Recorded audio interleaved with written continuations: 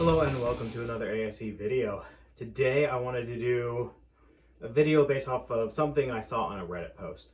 That was a video about leaning into a gun that was pushed up against you to disable the gun so that it cannot be fired. And I wanted to see how realistic that was with different kinds of firearms.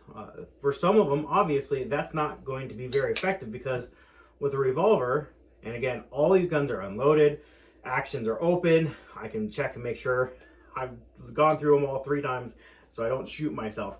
Do not do this at home. You will shoot your eye out. More specifically, you will shoot a hole in your hand. But be smarter than me. Obviously, this will not work with certain firearms like a revolver because nothing in the barrel has anything to do with the action.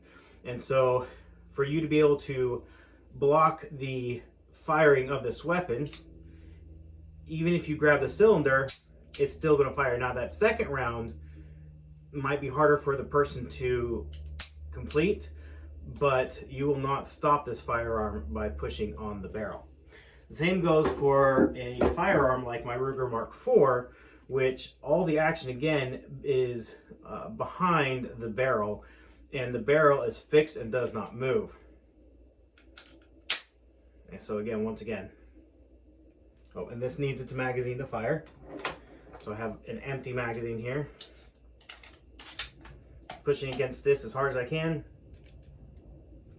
Safety off. And it still fires. Alright. So obviously for these guns, it doesn't matter because their barrels are fixed and are not part of the action of the firearm. I have a couple other fixed barrels. I have some striker. I have some hammer fire. So let's go through those real quick. I have my Taurus G2C, which is a double action striker fire. I have my Walther P22Q, which is hammer fired, external hammer. It does have a fixed barrel and it is double action. I have my Colt, made by Walther, 22 long rifle, again fixed barrel, but the slide is part of the action of the firearm. We have my Citadel 1911 in 9mm. We have my Ruger LCP, which is a Striker Fire 22. Single action. So these are single action, obviously. These are double action. And this again is a Striker Fire single action 9mm. It's my Canik TP9 SFX. So let's go ahead and go through these, starting off with the Taurus. Again, no magazine, nothing in chambered. The flag's not up, but it is double action. And if I put any pressure on this, it will still fire. Now, it kind of gums up there. I don't know if you can see that it didn't reset fully. And if I push just a little bit more, but I do have to apply quite a bit of force because it's a 9mm and it's a fairly short barrel, so that recoil spring is pretty tight and firm. And I do have to get a pretty good push on there before it won't fire anymore. Okay? Oh. So I would not try it on a double action Striker Fire pistol. You have to put a lot of pressure on there and really get it out of battery before it will disable it. Let's go on to the Walther P22Q. Again, this is the one that has to have the magazine in there to fire. A little bit of pressure and it does disable it. A little bit of pressure does disable it.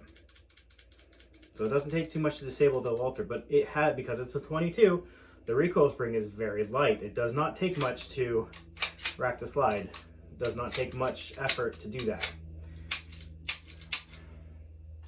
So now on double action, I do have to push it back pretty far and it will still cock the hammer because again, this is double action.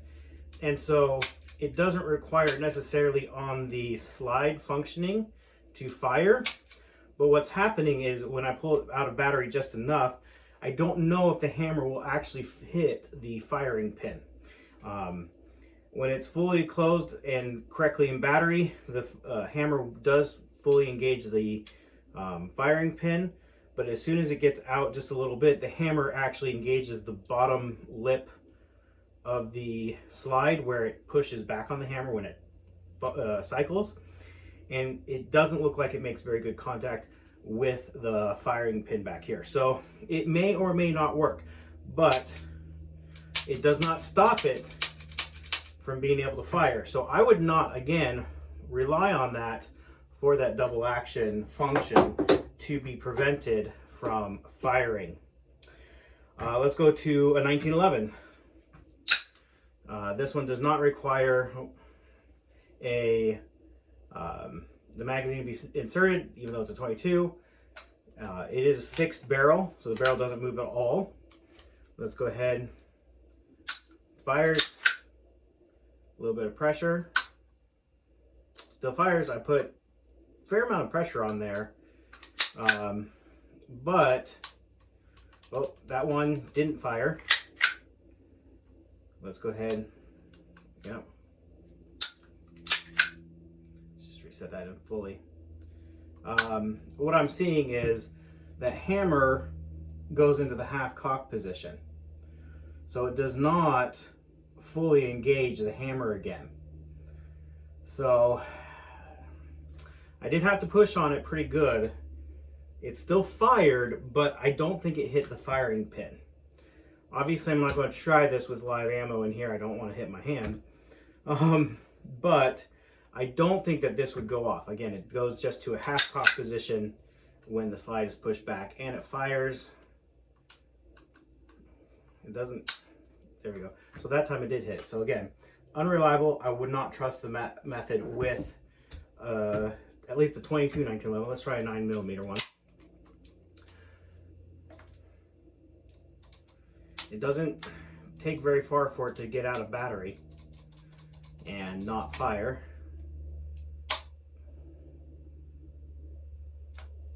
And that time it did just, I can't tell if it hit the firing pin or not. I don't have a good way of seeing that, if it would have gotten enough of a strike on the primer or on the firing pin to hit the primer hard enough to have it go off. But it didn't take very much pressure to get there.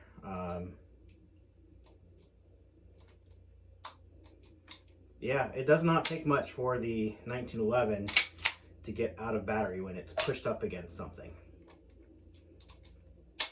So, a little bit more reliable on the 9mm than the, or excuse me, on the single action hammer fired firearms than the double actions. The double action double action hammer fired definitely seems to be the one that you can definitely pull the trigger again on. Let's go ahead and look at some more striker fires, single actions. Here's my LCP2. Again, this is one that requires the magazine to be inserted, which I don't like.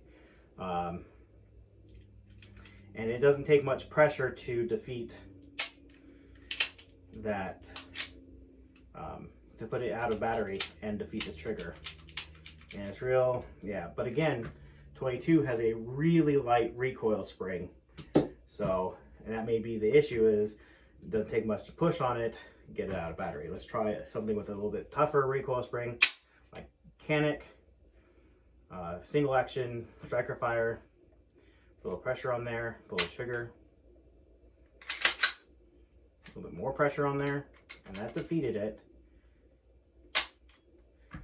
You had to push on this one pretty good to defeat that, to defeat the safety and get it, or to engage the safety or have it not fire with pressure on the barrel. And it looks like it would actually fire quite a bit out of battery. So you could cause some pretty serious damage with that, possibly, depending on the round, by pushing on that barrel. Yeah, it's real hit or miss. There we go. But you do have to push it pretty far to do it. So, yeah. Conclusions. Don't have a gun pointed at you. Avoid that at all costs. If you do have one and it's pressed up against you,